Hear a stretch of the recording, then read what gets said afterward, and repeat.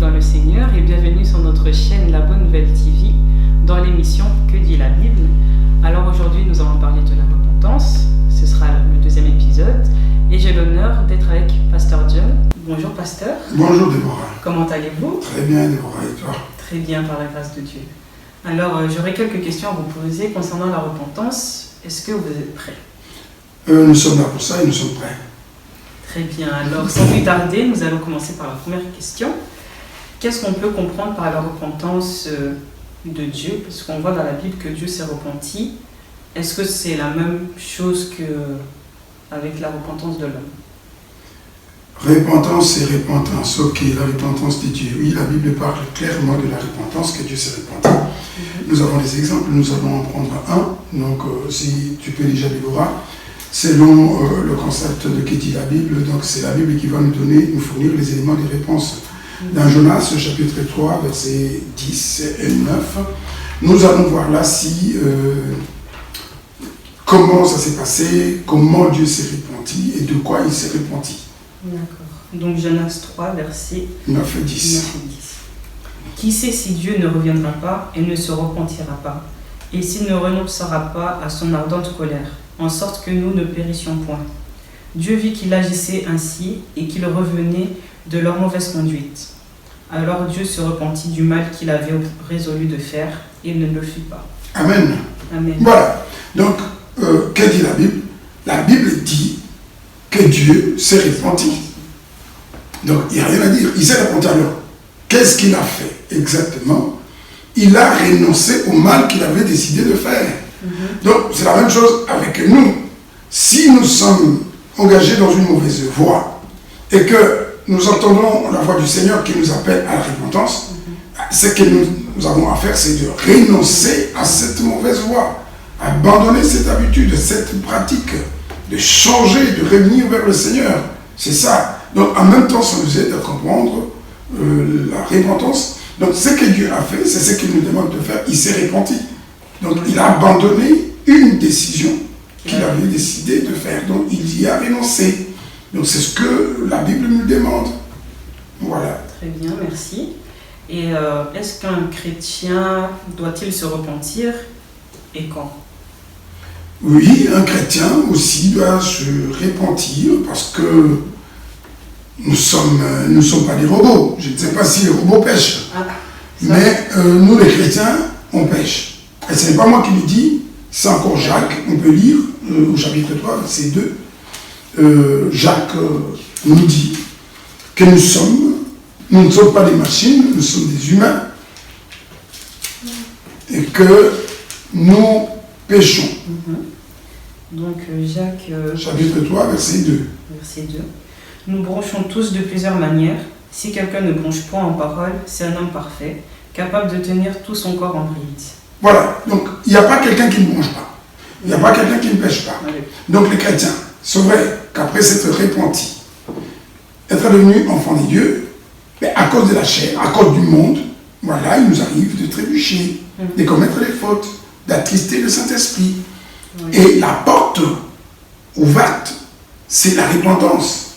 Donc nous devons, un chrétien, c'est quelqu'un qui est dans l'obligation, à chaque fois qu'il est tombé, à chaque fois qu'il a offensé son Dieu, il doit se relever. Il doit se relever, il doit se repentir, il n'a pas le choix, on ne reste pas. Nous voyons, regardons aussi, interrogeons encore la Bible dans Apocalypse, chapitre 3, verset 3, je crois que nous avons l'élément. Jacques nous a juste montré que les chrétiens sont aussi susceptibles de pécher, comme tous les êtres humains. Et que, voilà, puisqu'il y a cette possibilité de pécher, et donc, le chrétien ne restait pas assis, il ne restait pas dans sa chute, il doit se relever. Et donc, Apocalypse, chapitre 3, verset 3, va nous donner un élément intéressant qui va nous aider encore à avancer dans la compréhension de la repentance. Rappelle-toi donc comment tu as reçu et entendu, et garde, repens-toi. Si tu ne veilles pas, je viendrai comme un voleur, et tu ne sauras pas à quelle heure je viendrai sur toi. Voilà ce que le Seigneur dit, tout simplement. Il s'adresse et il lance un avertissement à un chrétien, à l'église qui est tombée, à l'église qui a péché, à l'église qui est dans le mal. Donc cette église doit se relever. Le Seigneur dit il doit se relever. Donc le chrétien doit se relever. Et s'il ne se relève pas, voilà, le Seigneur dit s'il ne se relève pas, eh bien, les conséquences, nous avons tous entendu. Donc, un chrétien doit se relever. Une fois tombé, il ne peut pas rester. Et donc, la repentance concerne aussi les chrétiens que les païens. Donc, on doit se repentir dès qu'on est tombé. Donc, on prend conscience qu'on est tombé et voilà, on se relève. D'accord. Et je pense que beaucoup de nos téléspectateurs se poseront la question de est-ce qu'il y a des signes de la repentance? Est-ce qu'une repentance sincère peut être vue? Que nous dit la Bible par rapport à ça? Ok, merci Déborah, c'est une très bonne question. C'est vrai que dans les choses des dieux, souvent il y a un peu de confusion. Souvent moi je parle de l'amour, je parle de la foi, je me pose la question comment savoir qu'une personne aime, comment savoir qu'une personne croit. C'est la même chose avec la repentance. Les gens peuvent prétendre qu'ils se sont repentis. Et dans ce cas-là aussi, il y a pas moyen de tricher. Dans les choses de Dieu, on ne triche pas.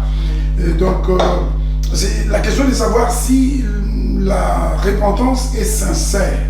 Oui, la Bible ne reste pas muette sur cette question. Elle nous donne des indications. Et si nous allons dans Matthieu chapitre 3, versets 8 et 9, je crois que nous allons trouver les éléments là. C'est ce que la Bible appelle le fruit de la repentance. Autrement, pour simplifier, la Bible donc parle d'épreuves pour savoir que la personne, donc dans Matthieu chapitre 3, versets 8 et 9, nous voyons Jean parler aux Juifs. Qu'est-ce qu'il leur dit? Produisez donc du fruit digne de la repentance, et ne prétendez pas dire en vous-même, nous avons Abraham pour père, car je vous déclare que ces pierres-ci, Dieu peut susciter des enfants à Abraham. Voilà, il parle à l'impératif et il leur dit, ok, c'est vrai, vous êtes venus, ou vous êtes fait baptiser, ils venaient pour se faire baptiser. Mais là, il pose la question de la sincérité. Ils doivent prouver, dans certaines versions, on dit, prouver que vous avez changé. Donc, la sincérité, si elle n'est pas, la repentance, si elle n'est pas prouvée, elle n'est pas sincère. Jean le dit tout simplement, il dit, apportez des preuves, montrez. Les gens doivent voir que vous avez changé.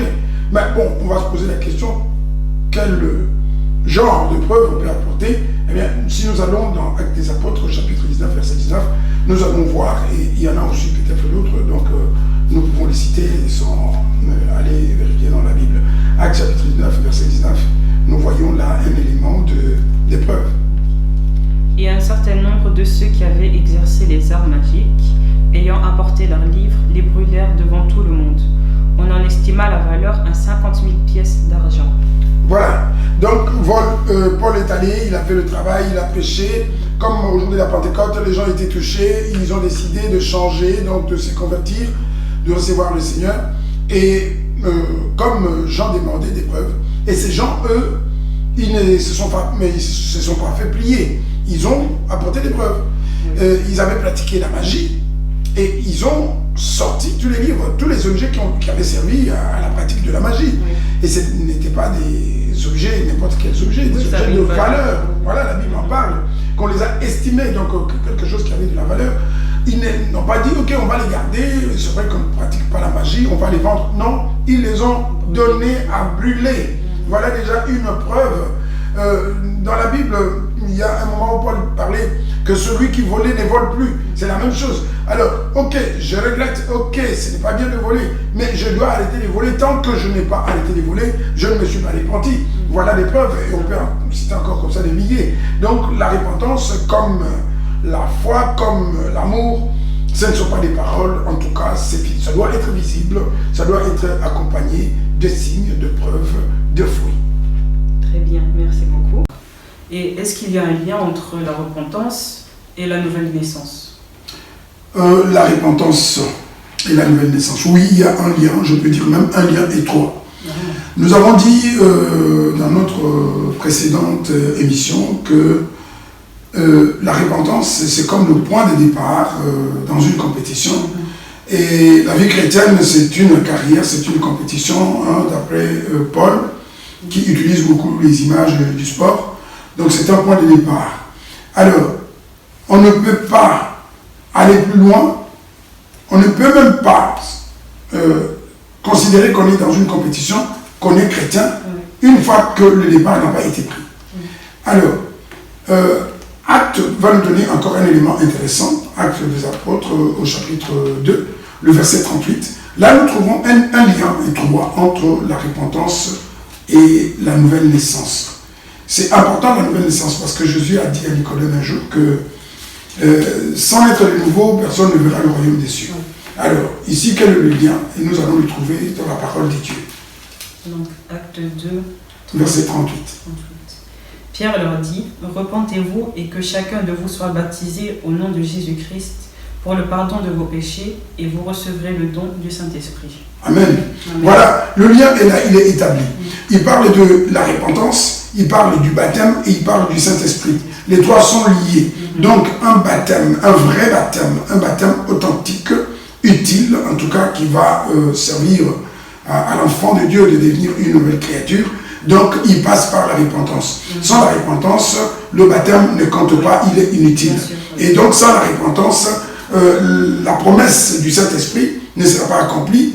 C'est vrai qu'il y a eu des cas, mais c'est une exception. Mais la règle générale, c'est on se répand, on se fait baptiser et on reçoit le don du Saint-Esprit qui est le sceau justement de la rédemption. C'est ce qui fait que la personne devient un enfant de Dieu, né de nouveau, non pas de la volonté de l'homme, mais de la volonté de l'Esprit. Donc le Saint-Esprit n'est pas donné tant qu'il n'y a pas repentance. Voilà le lien que la Bible établit entre la repentance et la nouvelle naissance. D'accord. Et une dernière question, dans le cas de Paul alors, est-ce qu'on peut parler de repentance ou juste d'une conversion comme ça, miraculeuse? En examinant encore la parole de Dieu, puisque c'est elle en tout cas qui nous guide, nous allons prendre Actes des Apôtres au chapitre 9 et nous allons considérer le verset 6 d'abord, ensuite le 19 et le 20. Et là, nous allons trouver des éléments intéressants. Donc, Acte 9. Acte 9, 6. Tremblant et saisi d'effroi, il dit, « Seigneur, que veux-tu que je fasse ?» Et le Seigneur lui dit, « Lève-toi, entre dans la ville et on te dira ce que tu dois faire. » Le verset 19 et le verset 20. Et après qu'il eut pris de la nourriture, les forces Et après qu'il eut pris de la nourriture, les forces lui revinrent. Paul resta quelques jours avec les disciples qui étaient à Damas, et aussitôt il prêcha dans les synagogues que Jésus est le Fils de Dieu. Ah voilà, un changement spectaculaire. Hein? Donc il n'y en a pas beaucoup comme ça dans la Bible. Alors cet homme que tout le monde connaît, Saul de Tarse, qui était sur le chemin de Damas, pour persécuter l'Église. Donc il est là, c'est un persécuteur. Alors nous parlons de la repentance, mais il est passé du persécuteur au serviteur. Donc, après la vision, il appelle même Jésus le Seigneur. Il persécutait l'Église parce qu'il ne reconnaissait pas le Seigneur. Il le rejetait. Pour lui, ce n'était pas le Messie. Il le combattait.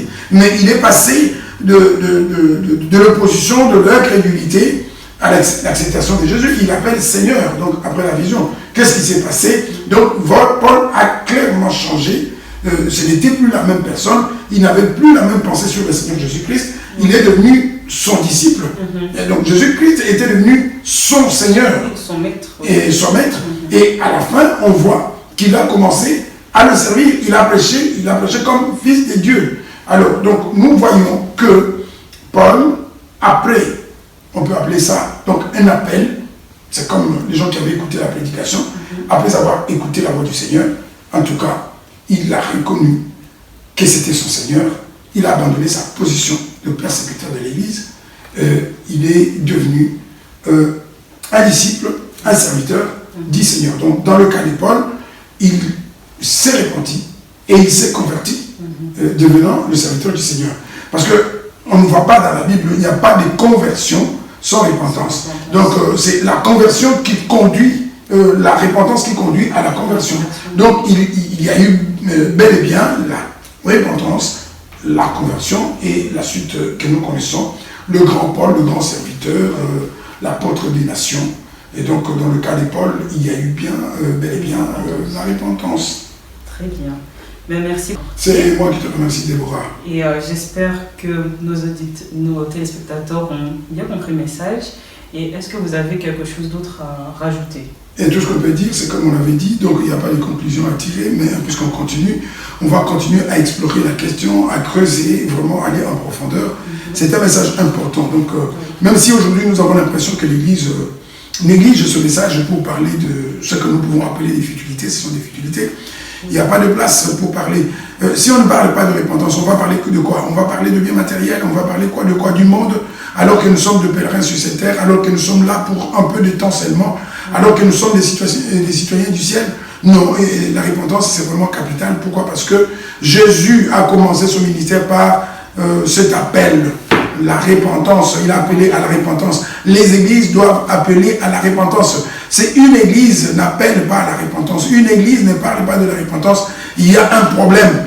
Ou alors ils ont la prétention que dans cette église, les gens ne tombent pas, ou ils ne cherchent pas à faire des disciples, à appeler les gens vers le Seigneur, les gens qui sont perdus.